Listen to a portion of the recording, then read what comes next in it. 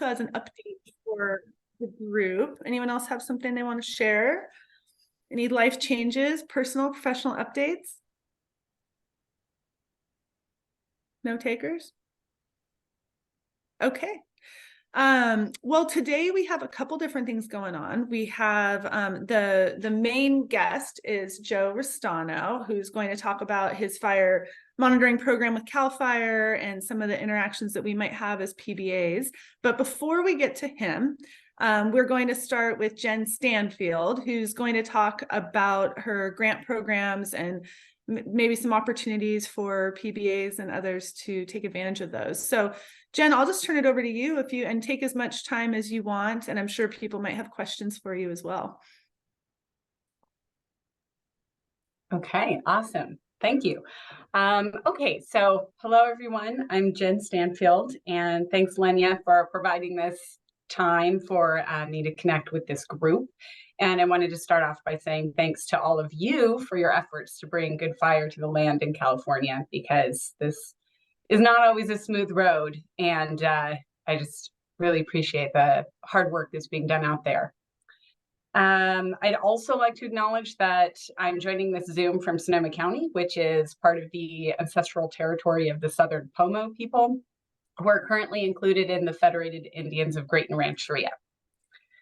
So just a quick background on me. I have spent the last 16 or 17 years as a generalist in natural resource management implementation. So leading projects from in-stream woody debris placement to upland restoration plantings, invasive plants, seasonal crews, and wildlife and human conflict work, both monitoring like corridor work and actually working in kind of the recreation realm on that.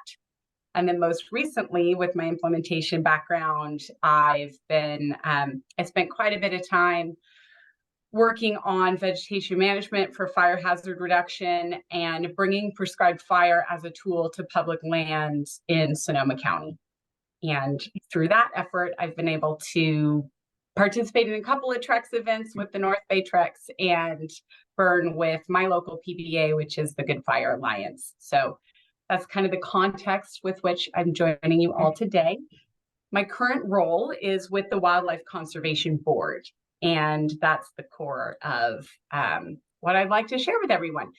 So I am coordinating a statewide program for forest and oak woodland conservation.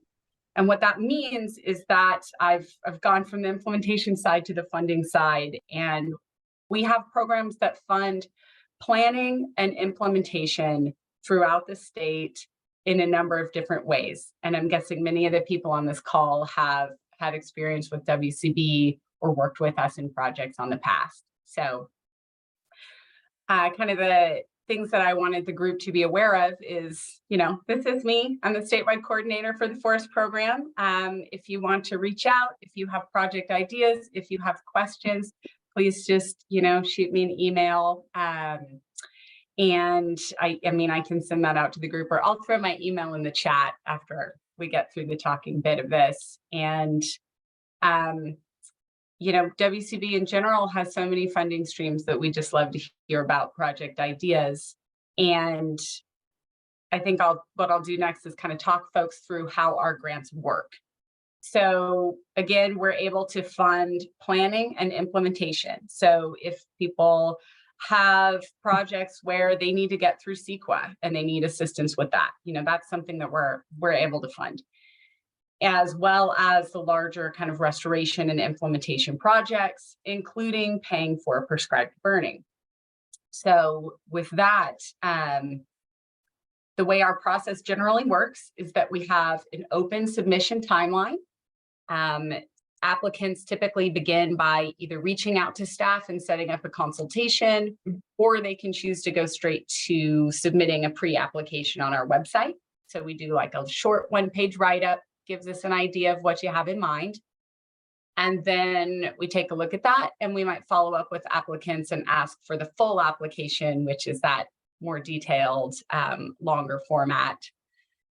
After that, if it's selected for funding, then we take the projects to our quarterly board meetings where the board will actually allocate the funds, and they have kind of the final and last say on what is being allocated.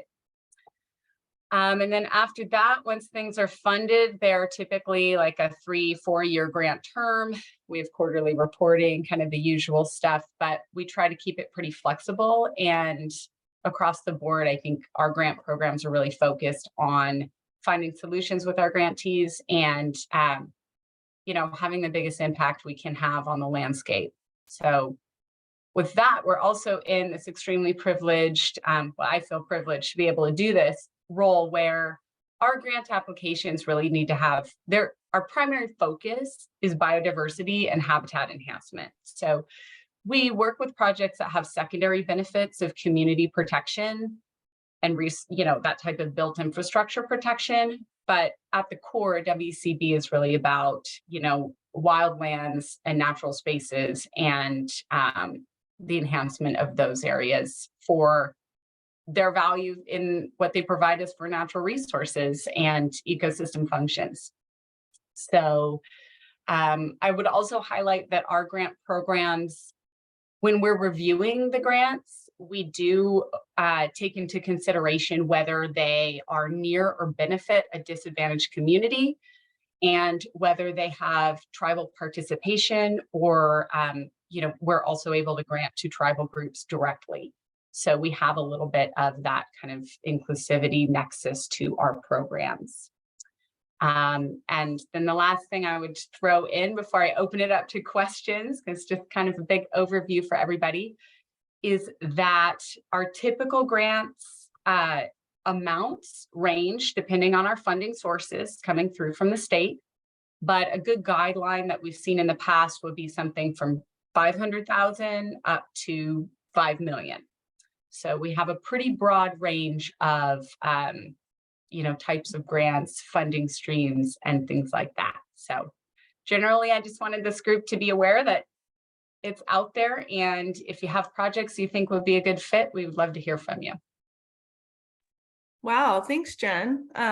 This is so awesome. I guess I have a couple questions for you. So regarding prescribed fire, does your funding, what are some of the triggers that your funding might have associated with it, either from, environmental compliance clearly probably is one, but what about qualifications, things like that? Do you guys care how prescribed fire is actually accomplished on the ground? Or is it more just, we can say, hey, we have a project of so many acres, and if that's accomplished by a PBA or by a federally qualified crew or a state certified crew, it doesn't matter to you? Mm-hmm. Yeah, so the way our grants work is that number one, someone can come to us and fund that planning effort, and that would be the time where they're getting burn plans underway, doing CEQA or NEPA compliance, that kind of thing. And that would be its own kind of grant process. And then with implementation, where people are actually going to burn and we're talking like, who's the burn boss? How's it all happening? That's typically funded during a separate process. So we're not crossing over with environmental compliance and implementation. And through that, we basically require that the grantee follows all the laws of the state of California. And beyond that, we don't go too far into those details. So Perfect. Functionally at this point, I would say we'd be open to seeing all manner of that type of application, and Great. the devil's in the details. Bring us the info and we can chat it through. Yeah. Okay, cool. I mean, for the PBA community, that's great because we do it in a lot of different ways. Barb is asking about eligibility. Does it have to be a 501c3 or government entity? So yeah, we are able to grant to nonprofits, local, federal, and state government, tribal organizations, and we are able to grant, we do have some programs that work with private landowners, but they typically are partnered with an RCD or a local nonprofit to accomplish that work on private lands. Right. And maybe you already mentioned this and I missed it, but what's the current grant? Like, what are the deadlines that are coming up, or the opportunity? Or is it just kind of a rolling opportunity that's open always, or? Yep, it's a rolling opportunity. It's open always. We used to have a structured kind of deadline format, but it's gone more to this quarterly board meeting. So applicants can reach out to us anytime throughout the year. If you are invited to do the full application, that's on the applicant's timeline, right? So they can put it together, they submit it to us when they're ready, and then it goes through the reviews. Typically from initial consultation with staff or submitting a pre-app, whichever way people want to do it, to actually getting to the board meeting where the funding is allocated is roughly 6 to 9 months. Okay. Great. Do other people have questions for Jen? Yeah, I do real fast. Hi, Jen. This is Jared. Hi, Jared. Hey, it's been a while. Am I right in thinking this is money that's coming from the state? Yep. So, Yep, so on the ground projects would require CEQA. Is that correct as well? That's right. Okay. That's right. Right. So a couple of ways to tackle that. We see the full gamut of this. We see projects that come with CEQA completed. We see projects that are using the SB 901 legislation to roll their NEPA into CEQA compliance. And then also WCB can act as CEQA lead, but it's typically fairly rare. And we most often do that in the notice of exemption kind of level of CEQA compliance. So if people have questions about that, or you have a specific project and you're thinking, how can I get through CEQA on this? That's another conversation with staff. And we really try to work with people to find the solutions. We also work with the statutory exemption for CEQA, for restoration projects, the SERP program. And that's, I don't know how familiar folks are with that, but that can be a way for us to get these projects through. Monica, looks like you have a question. Yeah, thank you. So it's really cool that this is happening right now, this talk, because I have a grant idea for the Habitat Enhancement and Agricultural Fund with WCB. And it's a site that has 2 different fuel types, one fuel type that I would imagine just, simple burn, another fuel type that I would like to do a study on. And I'm just curious, if I went for the planning stage where we set everything up, and then the next go round we went for implementation, could we combine, because it has project types, and it's my understanding that most of those grant opportunities you specify a specific project type, but could it suit multiple project types is my question. Yeah, it depends on it depends on how far along you are in the development of those implementation projects. So I think that would be something we could chat more about. And also with our different funding types, again, I'm forest and oak woodlands, but you're talking like we have the Habitat Enhancement Program, we have a stream flow program, a climate resilience program. So with that, we kind of, as interested applicants come and chat with us, we just pull in different members of the team that we think may have a nexus with that. And then we find our way forward and the best fit for the programs. Awesome, thank you. That makes sense. Great. And then there's a question in the chat about how frequent and or complicated is the reporting end of it? So yes, that's a good question. So I believe that we have quarterly reports. Some of it comes through in the grant agreement when we set that up with our grantees. And it's going to depend on the complexity of the project.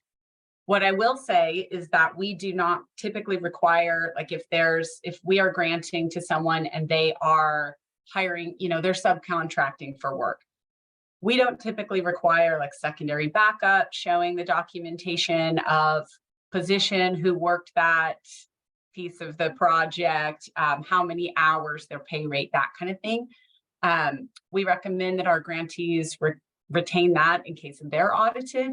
But what we just want to see are kind of the more basic invoices that are saying, okay, we conducted this many hours on this task, it's at this cost.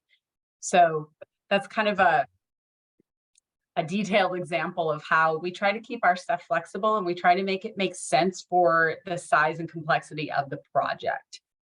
So we also ask, like, we have a grantee's guide to invoicing online. And for some of it, we have like minimum thresholds for invoicing and recommended timelines. So, we ask that people not invoice us frequently for like a very small dollar amount. And at the same time, we're willing to work with our grantees because we understand there can be organizations where they need to invoice monthly, and that's kind of how it is. Yeah, so really flexible. Great. And we do require a final report at the end, pretty typical. Right. That makes sense. Cool. Does anyone else have questions for Jen? It's pretty cool when the funders come to you. Yeah, well, my email is in the chat. I hope, if there's some ideas folks have, I'd love to hear from people. And whether it's for my program or even for others at WCB, we're there, we have this allocation, and we'd love to get the money out and working on the landscape and working towards these goals for conservation in California. Awesome. Well, thank you so much, Jen. Looks like everyone's got your email if they need it, and we super appreciate you joining us today. All right. Well, thanks again for having me, and enjoy the rest of your chat on monitoring. And yeah, everybody take care. Okay, sounds good. Take care. Bye. Okay, so with that, I think we can transition over to talking with Joe. And Joe is super awesome. He is, he can introduce himself professionally. I'll just say Joe's one of my oldest friends. We lived together in college, and it's so fun that we get to overlap now in our work. So Joe, you can share your screen if you need to, or whatever needs to happen, but take it away. Your audio is not working, or something's wrong. Joe, we can't hear you. Okay.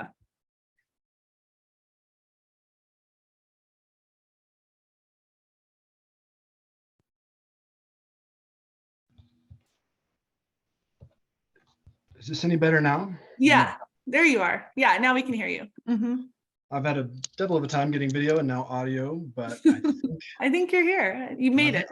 I think I'm here, and I'm broadcasting live from my daughter's bedroom. So that's always fun. Let me get my screen shared here. And, my goal today really is to just connect with you all. I'm always happy to speak to this group because I think that, this PBA coalition is in a lot of ways, where the frontier of prescribed burning is. And I hope to get some feedback from you all, from your various perspectives on this. And so really, we can always look forward to this group. But I'm still looking to get my screen up. I'm a little clunky today.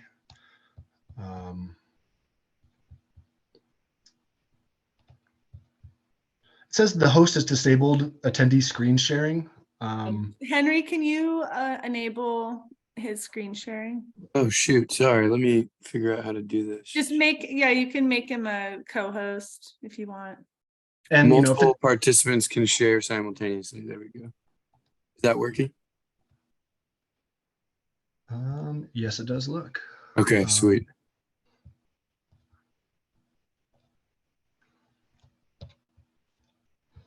All right. Are you able to see my screen here? Yeah, we see it, and you're like in the we can see the slides on the side too, if you want to put it in the full screen mode. There you go. Looks good. All right. Well, thank you for that, Lania, and apologies for the technical difficulties today. Mainly, some of you are old friends, like Lania mentioned, and some of you are,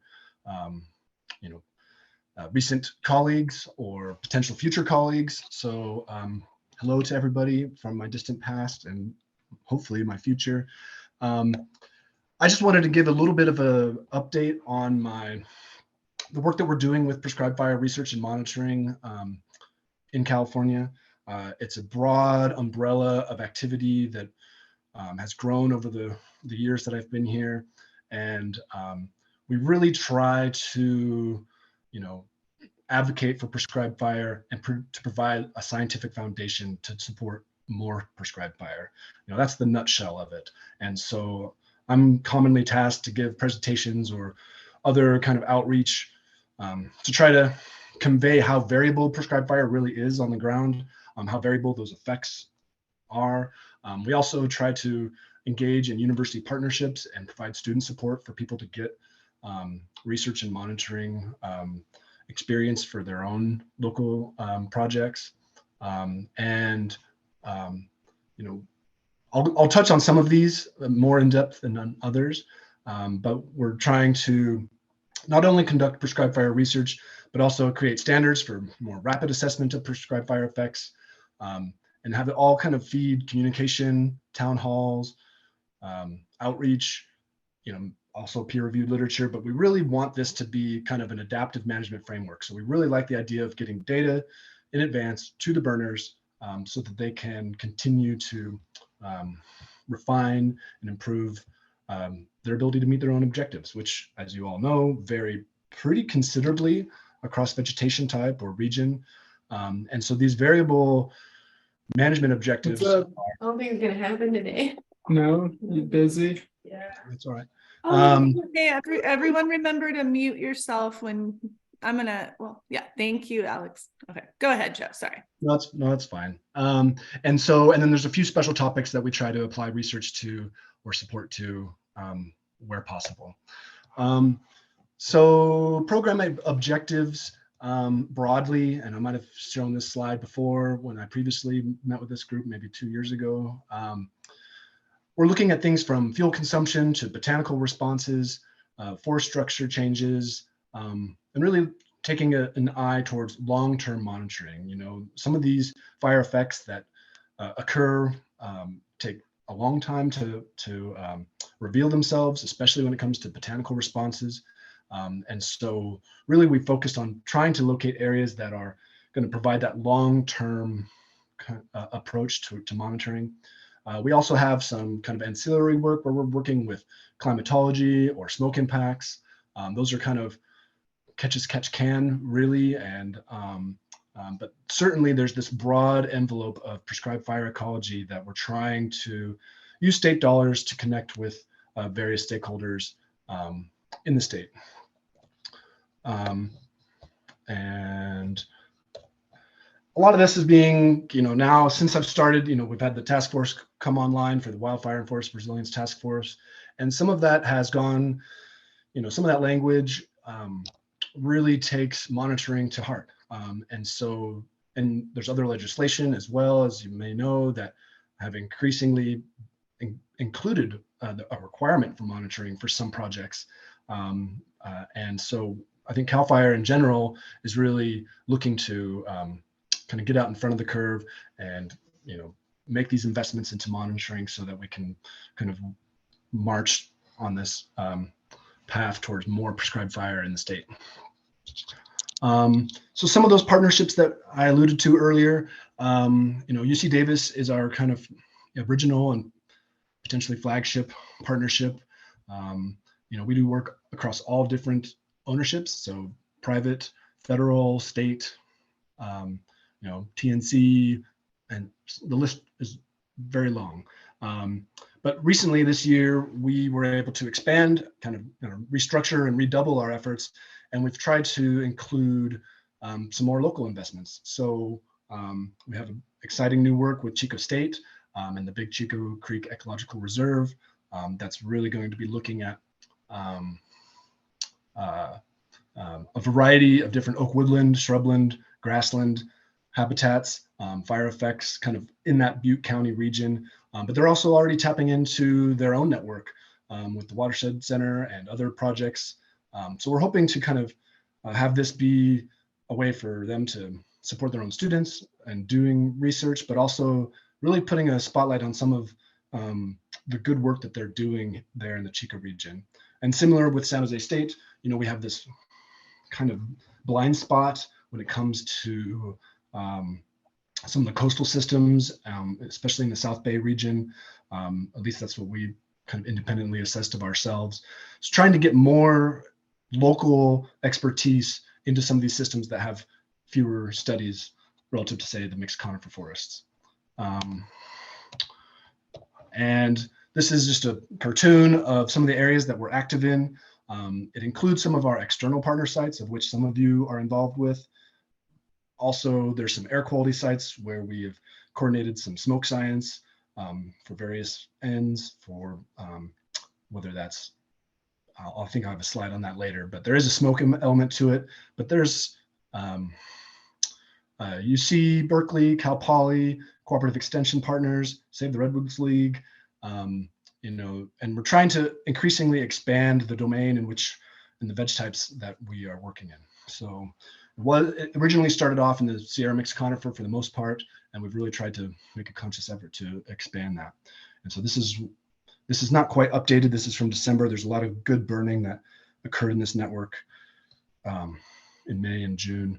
And even still, right now, there's some burns still hanging on. And this is an example monitoring site in Santa Cruz. This is a 300-acre redwood, second growth redwood stand that State Parks has really been working to burn. In some areas, they burned it now twice. And so it's right next to UC Santa Cruz. It's just west of UC Santa Cruz. So it's right in the WUI, but it's also a really neat site in order to look at prescribed fire in redwoods. And this is just an example to, obviously these aren't redwoods, but our work looks to look at the pre-fire conditions, the day of burn conditions, and then post-fire assessments at immediate 1 year, 3 year, 4 year, and so on intervals as needed. And so really what it comes down to is kind of a FEMO report, maybe emboldened with some extra data that can be given back to the stakeholders either during or in advance of a burn, so that they can actually have this in hand while they're considering what kind of objectives they're going for. Obviously, these objectives vary, but people have objectives for regeneration of giant sequoia, or some of the state parks only want to scorch a certain height. They don't want to exceed like 18 feet of scorch height just for visuals. And so some of them are in the kind of in the weeds, but others are kind of more standard objectives about fuel consumption or looking at other building resilience into their systems. Let's see. These are some of our special topics that I alluded to earlier. Prescribed fire after wildfire is one that is of particular interest to myself. Increasingly we're seeing that wildfire is outpacing prescribed fire for good, bad, ugly, however you want to describe it. There's a scale mismatch right now. Even with the task force objectives fully executed, there's still a scale mismatch there. And so there's increasingly an opportunity to use prescribed fire in burned areas to help with restoration and to kind of create some desired conditions, or at least some management outcomes going forward. So we have a network of about 6 or 8 sites that kind of various ecosystems where they're drawing some big boxes in these previously burned areas. And there's not a lot of good research on how that's going to go and what kind of limitations, what types of expectations they might have in those systems. So this includes sites like the Mendocino National Forest, where the August complex, they're trying to reburn a significant area of it. The Stanislaus has burned already after the rim fire and some low and moderate severities. And that's one of our more our longer duration sites. But Coast Redwoods in Big Basin State Park. Gosh, there's so many. The Concow area with the campfire. All of these folks are trying to bring fire back into a wildfire area. And I think there's a lot of potential there to get some interesting data. We're also interested in repeat burning. So second, third, or fourth entries in some cases, really trying to understand what these cycles of burning entail when it comes to fire effects. And then ignition tactics or impacts to specific vegetation types. Right now we have got a pretty extensive network of prescribed fire and coast redwood sites which is something that is, I think, something the state is really interested in as far as investing into what does it actually mean for redwoods to be resilient to fire. It doesn't really behave like a lot of the Sierra Mexicana forest. It's a basal resprouter, and there's a lot of other considerations, I think, for looking at fire and coast redwoods. So we've got a network of sites for that as well. And then also just winter operations and being ready for these kind of windows where you can burn if you're ready to burn. And this is some of our smoke science that, there's a lot of words on this page. I don't expect you to read them all, but we're working with San Jose State to do some of their smoke science support. We've also worked with UC Davis Air Quality Research Center, looking at flying drones through some smoke plumes to look for different speciation of smoke and other heavy metals and things like that. There's also some work at Blodgett that we help to support and kind of are always interested in supporting our friends at Blodgett. And then trying to find some sites for other researchers looking at the dispersal of microorganisms in smoke. So these are kind of, again, a little bit ancillary to the core mission.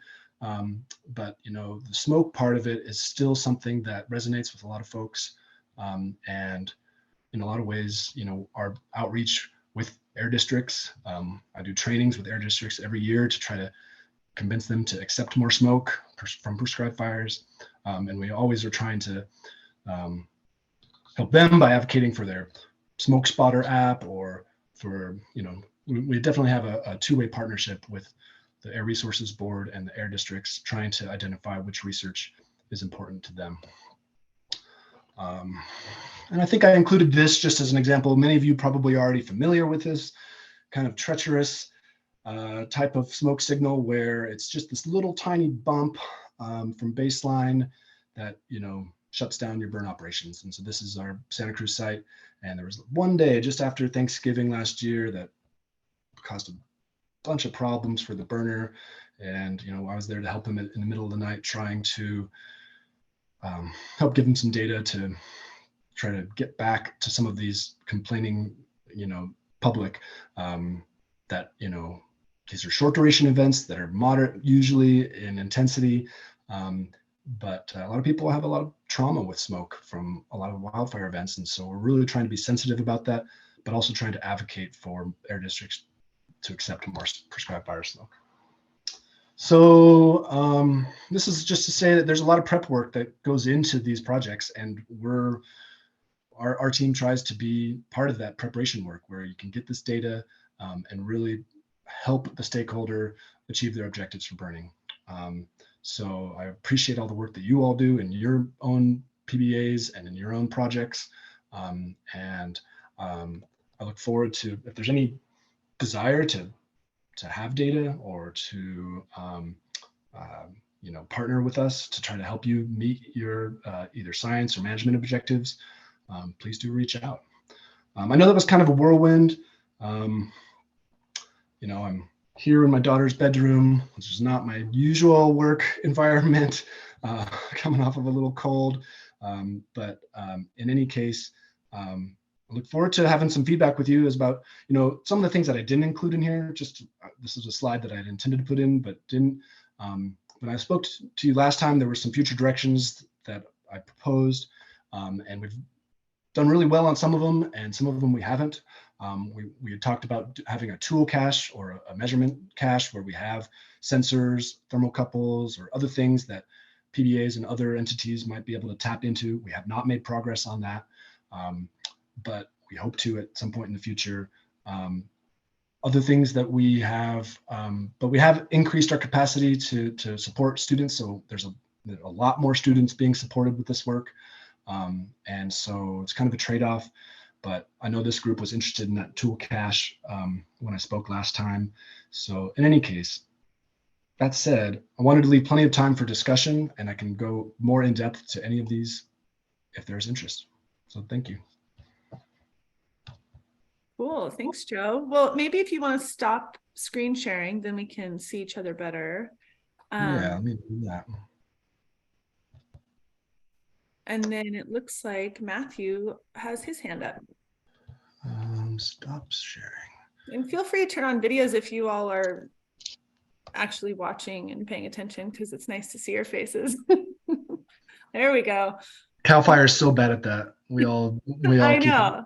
we all keep the videos off. It's so weird. So hard talking to a group of blank screens. Anyway, okay, go ahead, Matthew. Good to see your face. Yours too, Lenya.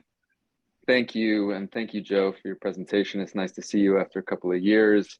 Yeah. I'll say for the group's benefit, Joe was instrumental in helping facilitate some research that we've been doing over the last couple of years, mostly just sort of finding prescribed burns that we could work on. And so, you know, it's been a while since we connected, Joe, but I think that's another way that we can lean on you from the research community. But I guess my question for you is, research is expensive financially and energetically. You know, how are you funded? How much support are you feeling from CAL FIRE?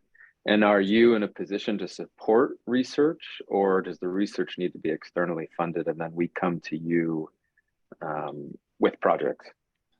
That's a great question. Yeah, research is expensive and complicated, especially when it's regarding fire, which some of our sites have taken 3-4 years, you know, to be implemented, even though that they were at the top of the queue when we first got started.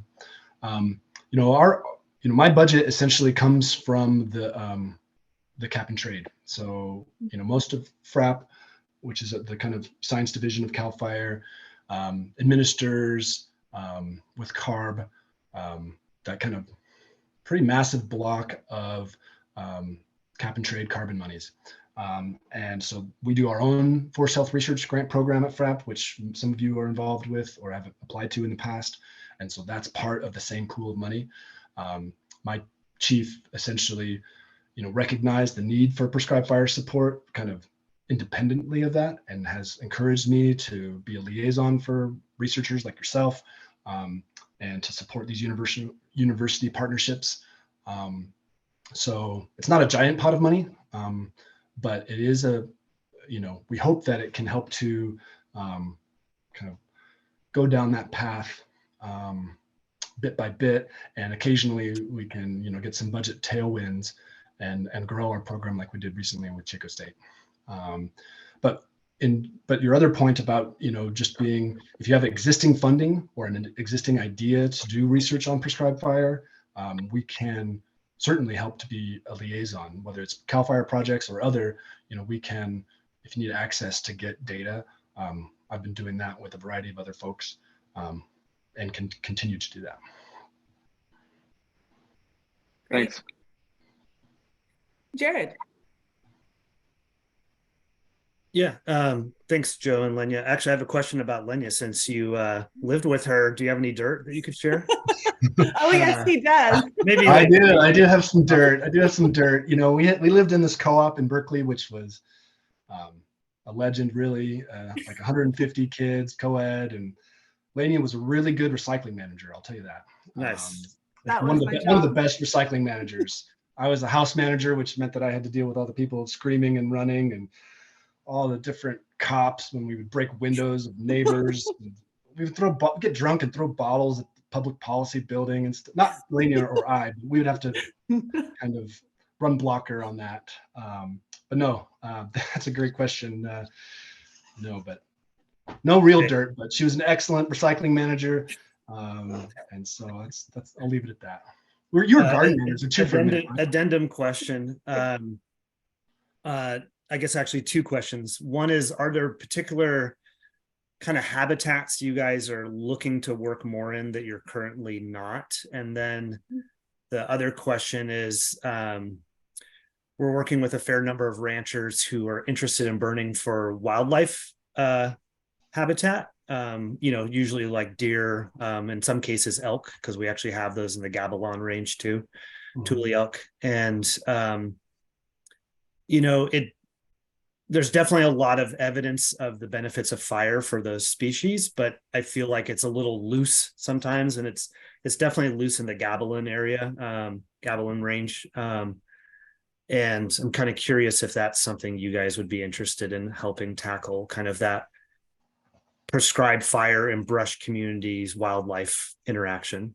Yeah, I definitely, my own background is not in wildlife, but a lot of this data that we have is essentially habitat data.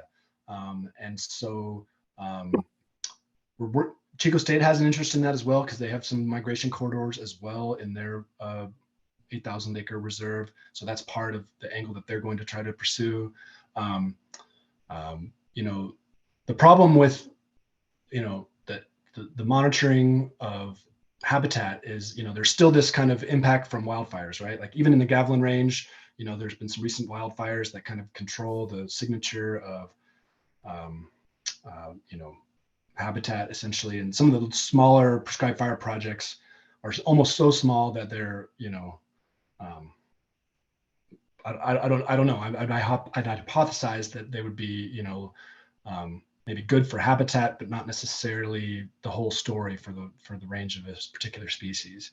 But as we get bigger and more complicated burns, I hope that we have the opportunity to do more of that. And certainly, this would be a good example of some kind of ancillary project that could easily tap into this public data, because hopefully this, as we get bigger, we hope that this is just public facing data that can be tapped into.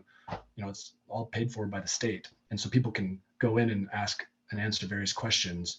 Right now it's limited. I think our network is not big enough to do a lot of that from a habitat perspective, but I'm commonly working with Fish and Wildlife. I'm working with SPI, other folks who have habitat concerns with their burn programs. So you're definitely tapping into an issue there. I just don't know I don't have anything in the works right now that is specifically addressing that. Sure. All right. Thanks. No worries. Great. Tracy. Hey, I just thought I'd share my experience as I don't know, for the end user, but we're one of the sites in Napa. And what we did, so I'm managing a forest health grant project in Napa at Pacific Union College, which is about 1,000 acres. It's a demonstration forest. It's a beautiful place if anybody hasn't been there, right? It's this ecotone edge between the wetter forest. We've got redwoods coming from the west, and then we've got gray pine and chaparral coming from the east, and it all comes together there. And so what we did is we wrote, because it's a college and because this is a long-term site where we're really looking at climate change and resiliency for a number of species, we wrote into our forest health grant to build a monitoring program with the college. So we bought a bunch of supplies and we're training students to do that long-term monitoring. So we set up a lot of plots. And so at the same time, then we connected with the prescribed fire monitoring program and got ourselves set up as one of their sites. And so they're going to be tracking both burns we're doing through this forest health grant, but also burns that we're going to be doing outside of the forest health grant. And we're writing a VTP. So we're really planning long-term burning on this site. And so it just seemed to make sense for a good site to participate in that program. So we're pretty stoked about it. So that's how we went about it. Yeah, thank you for that, Tracy. That's a great example of how a site kind of gets born, a monitoring site. Yeah, Lindsay. Thank you. Hey, Joe, it's good to see you on Zoom. I don't know if you were there right at the beginning of the call when I shared my update, but I actually am now working for the Nature Conservancy, not Shasta Valley RCD, but I did just want to share with the group that when I was with the Shasta Valley RCD and Siskiyou PBA, Joe and I worked together to develop kind of an abridged version of their monitoring protocol for us to do on our small PBA burns, and kind of tailored it more to our vegetation types and typical objectives, and also just the limited capacity that we had at the PBA and our inception, and really wanted to try to develop a protocol that, like a landowner who doesn't have a natural resources degree and has experience like cruising timber, doing vegetransects or something could learn. And so we do have that, boiled down kind of protocol that I don't know if I know where it is because I don't work there anymore, but maybe Joe still has it somewhere in his files that he could share with folks. but just wanted to mention that like, you know, and just also applaud Joe and his program for just being really willing to like work with folks at like any level of like experience and interest, and you know, like really wanting to like support everyone like across the board, not necessarily like just, you know, universities or folks who may have more resources and capacity, but yeah, I really enjoyed working with Joe, and you know, he even actually like ran, and maybe I shouldn't like advertise this because maybe you don't have the capacity to do this anymore, but he like, you know, ran the analysis for us, like in terms of like consumption and stuff, which was super helpful. And so we could actually like, you know, get that analysis and data and share it with the public and with our, you know, partners to show like, hey, this is how much, you know, these burns consumed and whether we met our objectives or not. And yeah, it was just a great experience all around. So I would just highly recommend you know, working with Joe if you have any kind of interest or you know, monitoring project. Well, thank you, Lindsay. And I think that kind of, I kind of skipped over it a little bit during my brief presentation this morning, but we are very much, you know, in the middle of building these standards or proposed standards for rapid assessment fire effects monitoring. And I know this could be something that might be more applicable to agency folk or whatnot. But I think as we boil these methods down and focus on the key metrics, it could open up more pathways for people like, you know, PBAs or other folks who might have, you know, not as much staffing to collect some data, you know, because that was kind of one of the first kind of reductions of the methods, you know, and so for us that was a good learning experience as far as really taking this taking it less from research and more towards just monitoring. And I think that we, you know, kind of straddle that line pretty commonly because we have these university partnerships, but there's a lot of basic monitoring that's getting done across the state. And we hope to be able to kind of, you know, connect the dots, so to speak. I know various people are looking at shrub mortality and how burns are affecting, you know, their ability to control shrubs. And, you know, the mattering of these projects all across the state. And we hope to be able to be a resource to help, you know, add data to that, or to at least strengthen some of those inferences where possible. So yeah, no, I think that, you know, working with you, Lindsay, was great because it kind of opened my eyes to this pretty significant need to work a bit more, you know, take that research lens away and really focus on what the monitoring can buy an individual or a group. Great. Logan.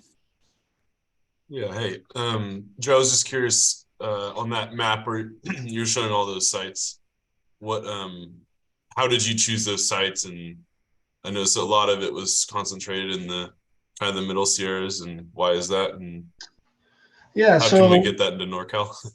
I know, right? Yeah. So we did start with focusing on the Sierra mixed conifer because we felt like that was kind of an easier place to start for a variety of reasons. Happens to be the area that I live in, also is the area that UC Davis has done a lot of work in. But we quickly realized that, you know, the Sierra mixed conifer is only a, you know, it's an important fraction, but it's not necessarily the full, doesn't demonstrate the full suite of burning for the state. And so certainly not for the SRA, which CAL FIRE cares about. So we made it, you know, an effort to really push that out to the coastal areas, both in the Central Coast and in the North Coast. We still have some gaps in the far north and the far south. But really it kind of, you know, it happens organically. You know, like Tracy mentioned, you know, she had a forest health grant and, you know, had a demonstrated need for it. And we were able to work with her to establish some plots. And hopefully they can get those burns conducted here in the future. But that just, you know, it happens, you know, where you least expect it. And so, you know, we have obviously limited capacity, but, you know, right now we're really trying to say yes to the folks who are working either with creative projects or progressive projects, or who really have a burn program in mind, not so much just a one-off burn, but something that, you know, this data could help feed them over time. So those are the types of criteria that we use. But really we go where we're wanted. You know, if folks have an appetite for data or a need for this type of support, we're going to find a way to help them out. And so please do reach out. You know, if you have something like that in mind, or if you have an idea, I can't promise anything, but the idea is that, this is how we go about recruiting it. I meet with people. I'm always doing the road show, traveling around and meeting with folks either in the field or otherwise. And a lot of it just happens organically. And I try to do well by you all, but some of you I've met in person and some of you I haven't. So, several of the folks on this call have had a tangent kind of weave into our work, and some of them have shared it, how it happened for them. But I hope to continue to build that out. Where's your region, by the way, Logan? Which region are you talking about? I'm in Plymouth. Oh, nice, excellent. No, yeah, we're definitely hopeful to do more in Plymouth for sure. I see there are a couple of people have their hands raised, but first there's a question from Barb about, do you see FRAP capacity expanding in the near future? FRAP is growing. The meat and potatoes really is the Forest Health Research Grants. That's always going to be the lion's share of the budget for FRAP as far as administering those funds to the state. We have a new research economist at FRAP. We have a couple other new GIS staff. As far as prescribed fire goes, I don't see us really growing in that sense. FRAP kind of gets its fingers dirty in a couple different areas. We've supported the California Fire Science Consortium. We have, kind of reached out directly to partners like UC Berkeley and Humboldt State. And I think, Kyle's on this call, so there's some FRAP overlap with some of the work that he's doing in his area.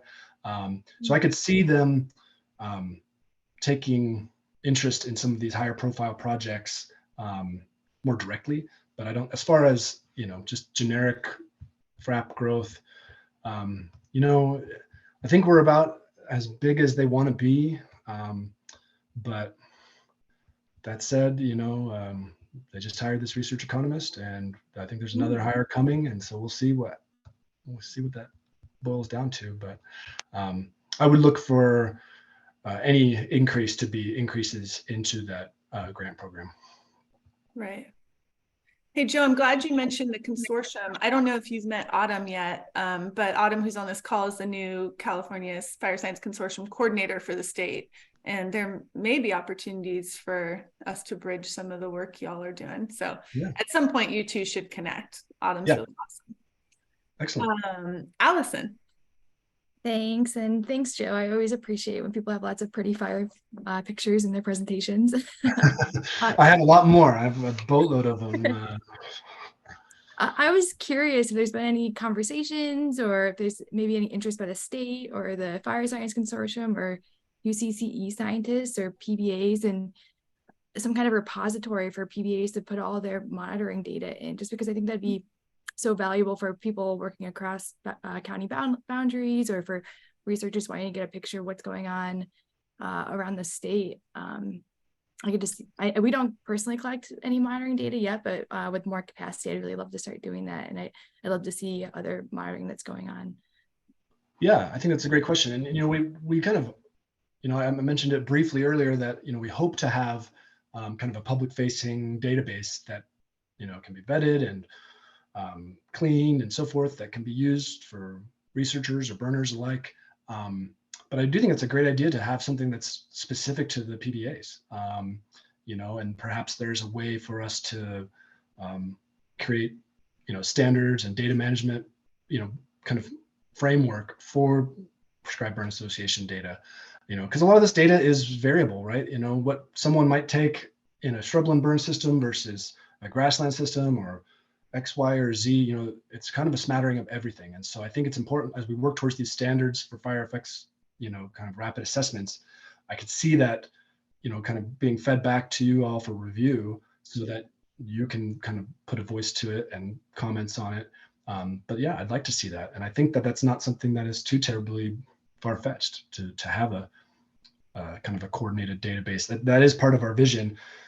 We're just still getting the locomotive going. But thank you for that. Matthew. Yeah, thanks. Joe, I'm wondering if you have any success stories to share already. Specifically, you talked a little bit about some of the motivation for your work, at least from the CAL FIRE end, is to be able to better inform, as I understood it, sort of firing practices within prescribed fire. Do you have any examples as far of, research or data that you've collected that has changed in small or fundamental ways how prescribed fire is being conducted? Yeah, we do actually. And some of it's small and that's those touches life, because some of these bigger issues for fire practitioners go far beyond data. But a good example is at the Calaveras Big Tree State Park, where they've been having a pretty progressive burn program, certainly an active burn program. But they got some negative press because they scorched some monarchs during a burn. Just, I think the articles came out sometime this spring, and but we have the data saying that on these higher intensity patches is really good for giant sequoia regen. And so we've been working with them to help give them ammunition for their town hall meetings and some of their other outreach endeavors, which is their own, right? It's not ours. Like, that's their job and that's their kind of neck on the line. But they very much like having the data in their back pocket to help defend themselves when they have that kind of negative outcome. And we've been doing a lot with, other state parks, as another, that they've been a valued customer, so to speak, where we've done they hosted some discovery tours, prescribed fire discovery tours, where I helped participate in, and we used that data that we collected with them we invited business leaders from the community, some elected officials. We had 3 different tours, and then the open public was the last one, where it was during COVID, so it was kind of limited attendance, but I think there was a lot of good opportunity to kind of show people what various age burns look like, and what types of success, what does success really look like. And so a lot of it's those aren't necessarily powerful examples. I know that we've had a lot of great burns get conducted, and we've had a lot of examples of our data being used in correspondence with the Air District personnel, where they're looking at the burner is able to use our data to say, hey, I think we can push it a little bit more. We've got this giant box that we're trying to burn out. And so, especially on the east side in the Inyo National Forest and other places like that, they've actually really benefited from having our data just from an air quality discussion standpoint for themselves.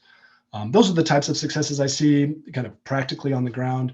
Otherwise, successes, I don't know, I think just getting the burn done and getting that data out, those are successes also. But that's a good question. Jared, sorry. Yeah, and if anyone else has a question, they can jump queue if you want. I don't want to hog things. No, but Joe, a question about kind of your guys' funding capabilities. So for instance, Davy Rao with the UC Cooperative Extension, she and I have this kind of outstanding question of how does the palatability of shrubs change post-burn resprouts, which again kind of connects to that wildlife question that I was asking earlier. Like palatability, like herbivory? Is that what you're saying? Whether it's wildlife or whether it's, goats, sheep, cattle, whatnot.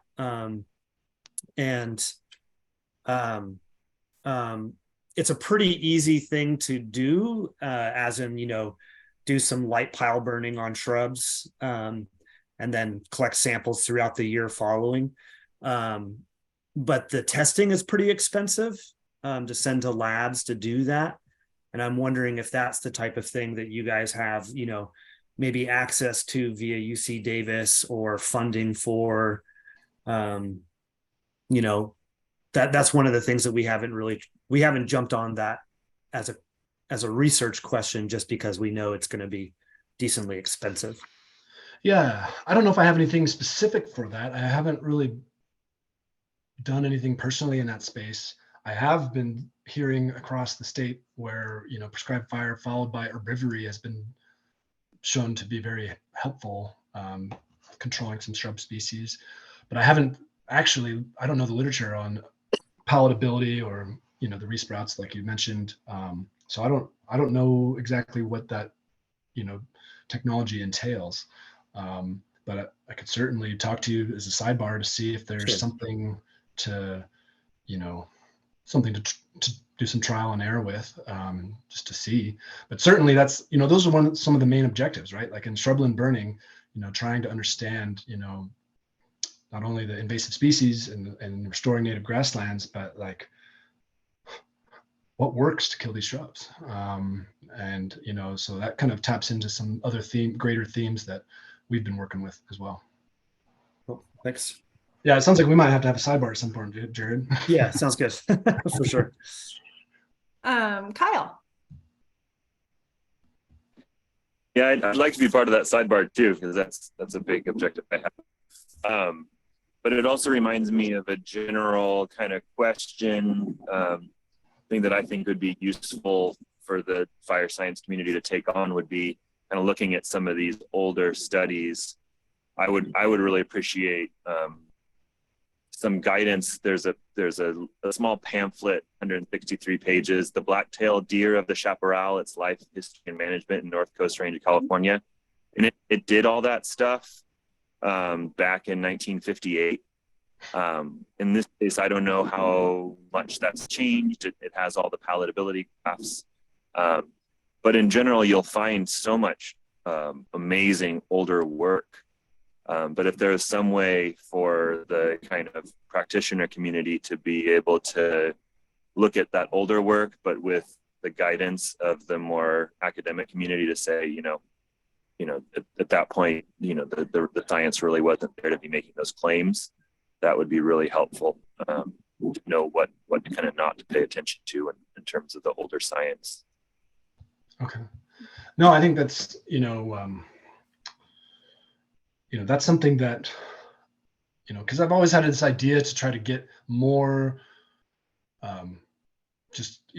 whether that's either as an online resource to kind of consolidate, or draw attention to fire studies, because a lot of this work happens independently of us, right? Like a lot of people are able to get their own funding and to do their own research without FRAP being involved. And so, but it's nice to be able to have a way to direct that to practitioners or where it can be helpful. But yeah, it sounds like that palatability question is now on people's radar, and I better read that and do some homework here. So Kyle and Jared, I've got some homework assignments for myself, I guess. That also, I like that idea of digging up some of those old pieces, Kyle. Maybe that's something that the consortium could tackle. That could be a special project for the Fire Science Consortium. Yeah. Archival piece. I like it. Oldies but goodies. Yeah. Or oldies but baddies. Or oldies but baddies. That's part of it too. By the way, that's one of my nicknames. One more thing I'll just say too on this subject, since it seems like there's some interest. I don't remember her name, but there was a researcher out of UC Davis who looked into shrub chemical kind of content throughout the year. And so as it changed, and she looked at tons of different shrubs. I mean, various manzanitas, chamise, and others, ceanothus and whatnot. And found that, the seasonality really depended on what was being found in those shrubs. So I think that's a interesting component of this too. And it would give kind of a baseline to compare to, because there's already some research on that with actual chemical content and such associated. Yeah, no, that's interesting. I don't know that individual off the top of my head, but I'm vaguely familiar with that. And no, I'll try to, and it sounds like there's a lot of different, this is kind of tapping into some broader themes for shrubland management. And so I think potentially there's either a future forest health grant that we could kind of, because that's something else that I am able to do is write letters of support, and I'd have to recuse myself from evaluating those proposals when it comes to the Forest Health Research grants. But some of these broader themes that you and Kyle and others are starting to put together, maybe we could link some of these sites together and come up with a proposal that would be just tailored to those ends. And I could help support that, or at least advocate for it.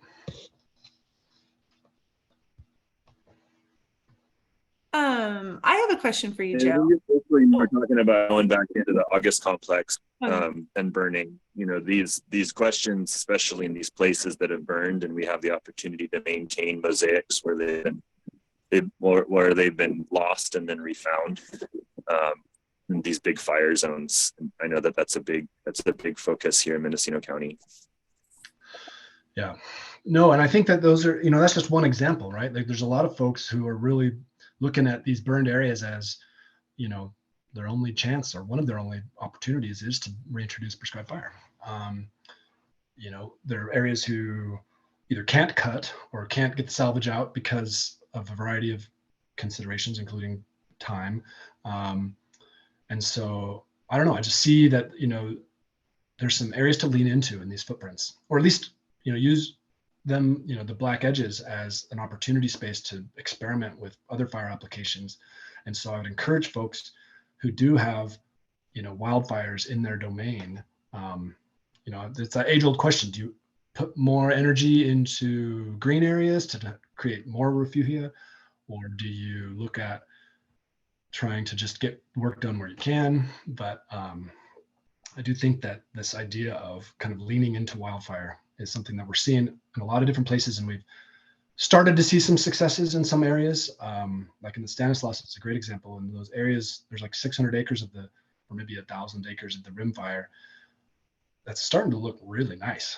It's got a rimfire burn and like 3 other burns after it, and so it's starting to really kick. And I think it's an example for us to showcase that work and say, hey, all right, like maybe we can start thinking about that as well.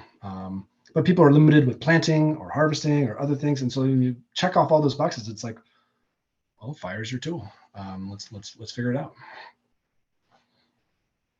Yeah, Joe, that I know Kyle and I kind of talked over each other, but that's actually what I was going to ask you about, is what is FRAP doing around kind of identifying key areas of opportunity that back up against wildfires, or areas to go into wildfire footprints? I mean, are you guys doing some analyses of that, or producing like prioritization maps, or what does that look like? I mean, to me, it seems like such a missed opportunity for everyone. Operationally, like at CAL FIRE, I don't think there's anybody, there's a few projects that I think that they're independently, getting on with.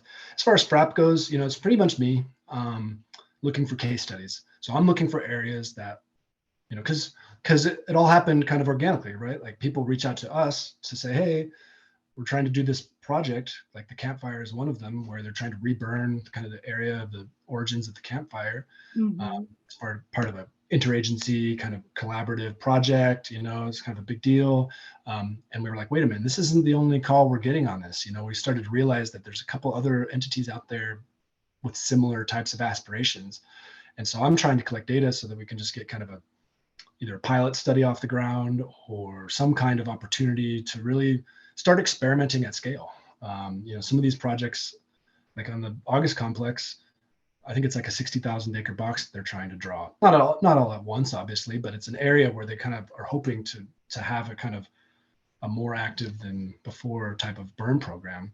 And a lot of the national forests are going through their programmatic NEPAs and all the other things that, you wish you didn't have to do. But once they have them, or for any future burns, that occur, they should be ready to go. And so yeah, I'm mainly trying to just kind of spotlight the issue, and then perhaps that turns into another grant, or perhaps that, but there's really nothing other than my own toiling. Oh, that's a big burden to carry. I know. Well, like we're trying to carry the torch for people wanting to do experimental good work. And so, but there's only so much I can do. So try to collect some data, try to spotlight the attention when I'm speaking to the task force or to anybody else, try to make sure we hammer these issues in. Like, if it's not working, let's try something else. And I think increasingly folks are listening, but who knows? At least at CAL FIRE, it's hard to tell when they're listening or not. Logan. Yeah, over on the east side of our county, we've got kind of like a lot of, it's like ponderosa overstory with like sagebrush understory, or like grass going into sage. And I don't have any experience burning in sage, or not very much, but I think, at least, I'm not sure if you've done any sage stuff, or if you haven't, that would be a cool thing to start on, because I'd like to see, like, I'd like to be able to guarantee a landowner, hey, we're not getting rid of all your habitat. Like, we're not going to nuke your sagebrush field. I'm just very interested in that right now. Yeah, I don't think we have any pure sagebrush stands, but on the east side, on the Inyo, we've definitely had a lot of sagebrush dominated understory with Jeffrey pine overstory that are part of, we have several sites over there. And I know that there's some in the Tahoe area as well. But yeah, with sagebrush, it seems like the devil is always in the cheatgrass. And so we don't have a lot of good data on how burning either recruits or fares well against cheatgrass. I think that's something that a lot of folks who are owners or practitioners in those systems are really conscientious about. And yeah, I think that there would certainly be an opportunity to try to link some of those sites. But at this point, we don't have any answers for you. It'd be more just like trying to collect data. Hopefully down the road, the same group meeting in 20 years, hopefully there's more meat on this discussion. But right now we're just trying to identify where are these impediments for practitioners. Can data help to unlock some of that? Maybe it can't, maybe it can. But yeah, cheatgrass in the sage is, I live out in the sagelands, and a lot of people are really shy to put fire on the ground, given what's going on in Nevada and elsewhere. Anyone else have questions for Joe? I think the whole roster has shrunk as I've gone on talking, Lania. So I don't know. I don't know what that says about us. No, this is great. People had other meetings to go to. Tori did put a note in the chat for you, Joe, about some landowners in Napa and her interest in potentially partnering with you. Anything else for Joe? Obviously, Joe's a great resource, and we can reach him anytime and invite him to come back to these meetings. Yeah, Lindsay. Just as we kind of were wrapping up and like talking about kind of next steps and how to connect with each other, I guess a question I would have for Joe is, like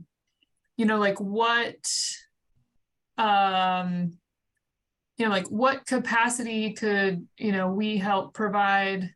And I guess particularly too now with like my TNC hat on, I guess we could probably even talk offline about potential partnerships, but like kind of how can we help you with your work in this community? Yeah, the biggest help that I can have is to have folks like yourself who are interested in the data, and often that's what it takes, is someone in your shoes that is actually either some amount of interested in the data, or it takes kind of a geek, I guess, to really want to do this above and beyond the normal duties, which are like, for most burners, they've got 10 careers worth of work to do in their lifetime, and like collecting data isn't one of them. But bringing unique opportunities that might be able to, whether they don't have to be gigantic, they don't have to be like a big agency burn, but ideally they would connect the dots with maybe some of the work that other people within your own network or within your own region are doing. And I think those are the best ways to kind of sink our teeth into this kind of data acquisition kind of dance. So this is why I enjoy talking with all of you, because you are the folks who are working on projects in your local area, and you would know what are the dominant narratives that are needing some spotlighting or some data on. As I march forward farther and farther into this world in prescribed fire in California, it all comes back to like, you kind of need to get that local experience. Like, it does not do anybody any good for Sacramento to go out and tell people, you have to do this, you have to burn that much, you have to do it this way. I think this idea of a decentralized future for burning, like networking with each other, identifying common themes. Sometimes that happens at conferences or beers or on field trips, but like for the most part, that's the main benefit to me, would be keeping these kinds of pathways and opportunities kind of alive, right? I know that there's a lot of work getting done out there, and my hope is just to connect the dots and kind of work where I can to to help the next burn go more smoothly, or maybe to recruit some additional resources for someone to do a project that they haven't been able to do before. That's kind of where I see it. Joe, I just got an email from someone sharing an article about the anger building over the prescribed burn hurting the sequoia trees. I just put it in the chat for you guys, although I can't seem to open it because I don't subscribe to the LA Times. But, it's funny because I don't know if any of you saw the op-ed that Chad Hansen did in the LA Times last week. That was about the importance of high severity burn areas for sequoia regen. And it was kind of an anti-management, anti-prescribed fire message, but maybe it's all coming together. Maybe Chad's we're gonna pull him in with this latest issue. Yeah, I don't need to waste any breath on Chad. I do think that the FRAP folks are coming up with some kind of formal response to that. I don't know what it's going to look like. But there were some things in that where kind of resonated with me. This idea of pyrodiversity is really important. Some high severity spots are important, and we're like, with the sequoias especially, like, they want the heat. That's how they regenerate, and that's a stated objective in their burn plan for that particular unit. And so, but they're also concurrently planning to burn like a very large grove, like a 1,300 acre piece that has 1,000 monarchs in it. And I could just see them losing like 10 or 20 of those monarchs and having the public just, murder them. Even though that might be what it takes in order to get a hot enough fire in there to actually promote regeneration and knock off 50 years of shade intolerance. They're in a catch-22. They're damned if they do and they're damned if they don't. And I feel like you might as well go down swinging. We try to, but that's where maybe some nuance with the data can help them, right? Like, they're like, yes, we want this data. We want to be able to tell them, our public that's angry at us, that we actually recruited like X number of new seedlings and so forth. And that's, just talking points for them for sure. Right. Two questions for the group real fast. Lindsay, did you by chance maybe write your email wrong? Because I just tried to send you an email and bounce back. Maybe. Sometimes I even misspell my own name because it's so complicated. I'll put it in there again. Okay, I think you might have. I'll be slower this time. And then, Kyle, will you say the name of that pamphlet again? I've been looking for an online copy for a long time. I have an original, and it's the only one I know of. It's called Black-tailed Deer of the California Chaparral. And I will, one of these days, I'll sit down and scan it. But otherwise, I'll send you some photos of the key points from back then. Cool, thanks. Cool, and don't forget, we have that Podio page too for sharing and storing documents if people want to put things on there. And if any of you are not yet added to that, let me know so I can add you, because I know we have new people kind of coming into this group all the time. So just send me an email if you need to be added to our online kind of sharing space. But well, I think we can start wrapping up, and just thanking Joe for his time and for sharing all this great information. And thanks to all of you for like staying on for so long and engaging with so many great questions. And yeah, I was kind of curious to see if we could go long enough to see who the last person was going to be. It'd probably be me, Joe. Yeah, probably me and me. We could go throw some beer bottles at a building or something. Yeah, right. Oh my God. And That co-op is a dry co-op by now. Just I for the know record. it's so hilarious. It was not when we were there. No, definitely not. Um, Means it Great. doesn't need as much of a recycling program anymore, right? It's That's dry. true. I know. I've become irrelevant. Well, it's a good thing I don't live there anymore because, yeah, for a couple different reasons. But cool. Well, Joe, They you're did have awesome. some good arson though. There was some good arson. Maybe there's some untapped fire potential there. Oh boy. Cool. Well, in this last couple minutes, I did want to make one more announcement.